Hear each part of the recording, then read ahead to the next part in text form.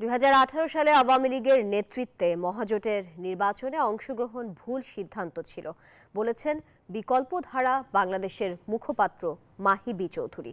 তিনি বলেন, ভুল রাজনৈতিক সিদ্ধান্তের ফলে বিকল্পধারার ভাবমূর্তির ওপর নেতিবাচক প্রভাব পড়েছে। মঙ্গলবার দুপুরে সংবাদ সম্মেলনে তিনি এসব কথা বলেন। জানান, জুলাই গণ অভ্যুত্থানে বৈষম্য বিরোধী আন্দোলনের ব্যানারে তার দল সক্রিয় ভূমিকা রেখেছে। দেরিতে হলেও এমন ভুলের দায় স্বীকার করে আগামীতে আশানুরূপ কার্যক্রমের আশ্বাস দেন তিনি। প্রিয় সাংবাদিক বন্ধুগণ, আসসালামু আলাইকুম।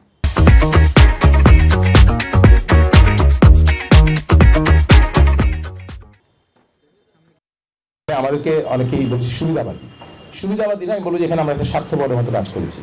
2018-তে নিজেদের অস্তিত্ব রক্ষার কারণে আমরা আমাদের আদর্শের সাথে বিসর্জন দিয়েছি, কিন্তু সেই অস্তিত্ব রক্ষার জন্য আমাদের হাতে তখন আর উপায় ছিল না। কিন্তু আমি এখন মনে করি আসলে উপায় ছিল।